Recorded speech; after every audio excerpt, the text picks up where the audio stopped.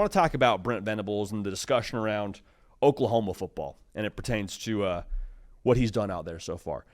There's this idea, I think, that Brent Venables isn't a head coach in college football, or doesn't have the juice to be a head coach in college football, maybe is a better way to say it. And where this comes from is the 3-year sample size you have from him at Oklahoma. People are saying, well, JD, first year he won 6 games.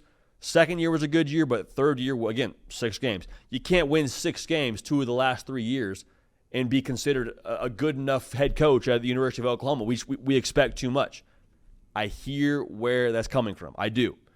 But I think that 3-year sample size, quite frankly, is a little bit skewed. You need the context when you're unpacking what Oklahoma is under Brent Venables. We'll do that right now. Before we do that, though, make sure you are subscribed right here to the On3 YouTube channel, College Football. Nothing but college football year round. All right, want you all a part of this. The best way to be a part of this is by subscribing. So if you're an Oklahoma fan, get dialed in. Let us know you want more Sooner content. The best way to let us know you want more Sooner content is by being subscribed. So like I just said, I think the sample size around Brent Venables and his 3 seasons in Norman requires a little bit of an explanation. The first year, his roster got bodied by the portal. Don't think we have to say much more than that. You win 6 games, it is what it is. Year 2, win 10 football games. Okay, now we're talking. Year 3, first year in the SEC, new offensive coordinator, new quarterback, brand new offensive line. You win 6 games in the most talented conference in college football. It is what it is. Now, hear me clearly. I am not saying that year 3 in any way, shape, or form is acceptable or it's okay or, they had a new OC, so therefore give them some slack. That's not what I'm saying. But I am saying if you want to evaluate Brent Venables properly, understand the circumstances he worked with, didn't even mention the injuries, they have to at least be accounted for when you're trying to talk about him as a head coach. Now, here's why I think he'll be successful long-term in Norman.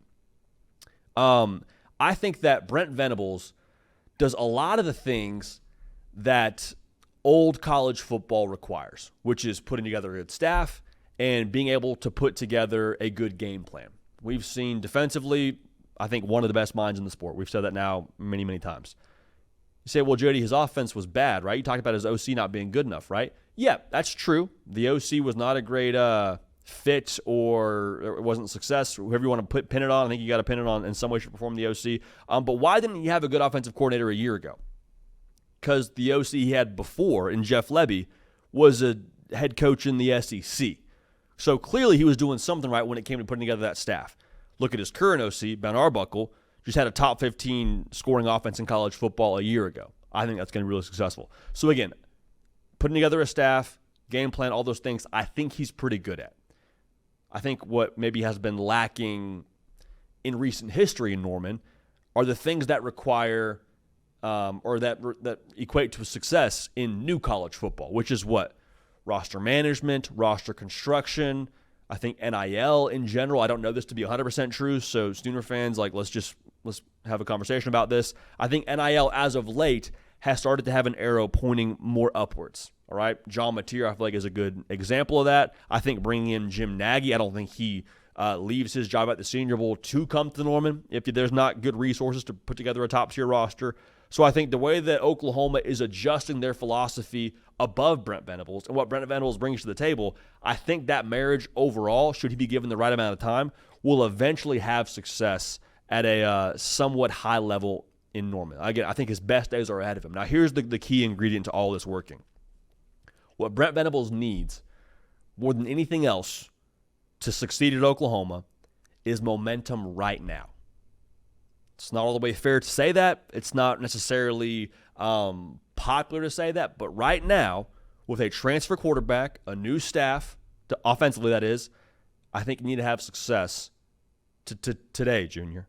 Because if you're able to have success on the field in 2025, guess what? Maybe, just maybe, John Mateer comes back and says, I want to increase my draft stock, whatever. But even if he leaves, you position yourself to be a portal destination for quarterbacks. And you, I think, maybe remove some anxiety for anyone that was considering Oklahoma as a portal player or on the recruiting trail, that I can come to Oklahoma and it's still Oklahoma. It's still the Oklahoma I grew up watching when Sam Bradford was out there slinging the ball around the yard, winning Heisman trophies, when Baker Mayfield was there, when Kyler Murray was there, when Jalen Hurts was there. It's still that same Oklahoma that has the same prestige, brand power, success on the field. It's not just a logo. It's actually a logo that has some real juice behind it now because of what I saw in 2025. So I don't think 2025 is what it all hinges on necessarily, but it would be nice to have a little bit of momentum from 2025 to boost that thing forward. All right. So overall, though, Brent Venables, I think he's made of the right stuff. I think if you're going to say he's not a head coach in the sport, you're a little bit hasty with that accusation. I love that the new structure at Oklahoma overall seems to be pointing towards the things that will equate to success in modern college football. And Brent Venables overall, I think he's made of the stuff that will have success in college football, period. So I can't wait to see what they do. But it's been no secret, man, we are enormously high on the Sooners and what they're going to be here in 2025. And based on that segment, beyond.